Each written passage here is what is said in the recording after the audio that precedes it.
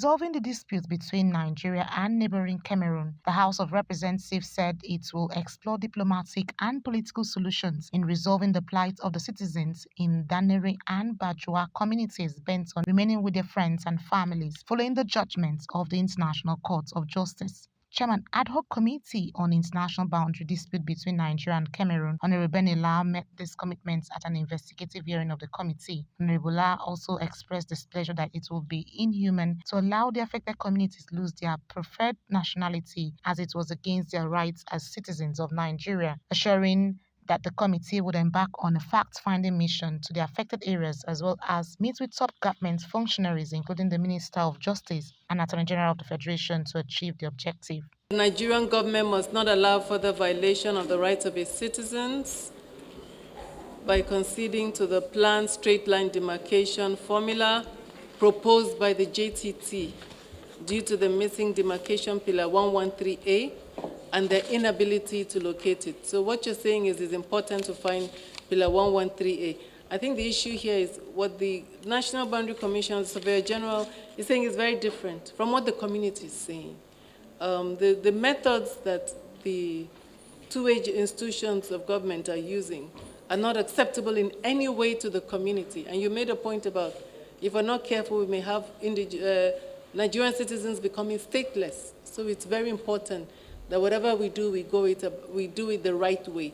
Also knowing that there are human rights issues involved. Also, representative of the Human Rights Commission who testified before the committee remarked that Nigerians in the affected communities stood the risk of finding themselves as a stateless people if the matter is not resolved in due course. Before any other decision is taken, we need to understand that issues of demarcation and boundaries affect a whole lot of human rights issues, a vast majority.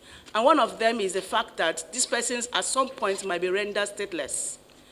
And when they are rendered stateless, they are neither here nor there. And as such, their right to self-identity will be violated. Their right to education will be violated. Their right to judicial procedure will be violated. Their right to administrative systems will be violated. Their right to housing will be violated. In fact, a plethora of rights will be violated in the course of it. So we need to ensure, one of our positions is that that pillar must be found by hook or by crook. Anyhow we want to do it, we must find that pillar. Even if it means using geometric, whatever, space or digital, whatever we need to use to look for that pillar, we have to look for it. But we vehemently object to the straight line use of demarcation. It was brought on the floor of the House. I've been putting myself in the shoes of the indigenous of these affected communities.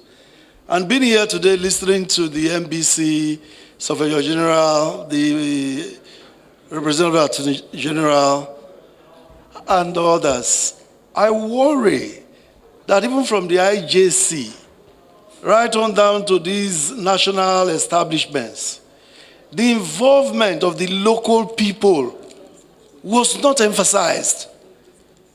The involvement, if the National Boundary Commission is going to do anything, set up any, it's not state. The way I look at it, it's the local communities that are going to be affected. They have a right. They are a people group, and they have a right to decide where to belong to. One of the community's representative, Clement Okon, insists that disputed pillar 113A at the center of the boundary dispute doesn't exist, just as he accused officials of the National Boundary Commission and the Office of the Surveyor General of deliberately going out of their ways to cede their lands to Cameroon to score political goals. 1912 and 13 was a year before the First World War. When the First World War ended, the Treaty of Basel in 1918 was what you are calling the partitioning of Africa. It redesignated those boundaries. It didn't remain with the Germans. In fact, every cross-veteran you hear in German is German.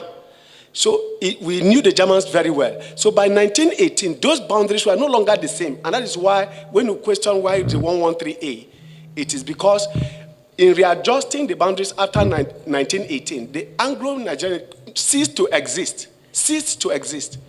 The records are here. And when you come to the community, we'll give you the records. The Director General of the National Boundary Commission, Adamu Adeji, argued that the boundary demarcation was in tandem with the Green Tree agreements reached between both countries after the ICJ judgment. According to Adaji, the Commission did not adjust but only re-establish the boundary. He also blamed the situation on the Cross River State government for refusing to cooperate with his outfit on situating pillars 113A appropriately. The Cameroon-Nigerian Mixed Commission is composed of high-level Nigerians and high-level Cameroonians. In fact, the Nigerian team of the Mixed Commission is headed and led by the Honorable Attorney General of the Federation. We have representatives of the states affected. The Honorable Attorney General of Cross River had been part of the Mixed Commission from inception. Throughout the prosecution of the court case up to when the Mixed Commission was constituted. The Honorable Attorney General of Cross River had been part. And when we get to the technical part, we get the technical experts from the states affected as part of the team of Nigeria. So it's not as if it's something that is done by only National Boundary Commission. It's a well-packaged team of experts. Now, I think one thing I want to clarify is that there's this misconception that from Pillar 113 to Pillar 114 is a straight line. The description never said a straight line. The description said from Pillar 113 to Pillar 113A. And he gave the distance.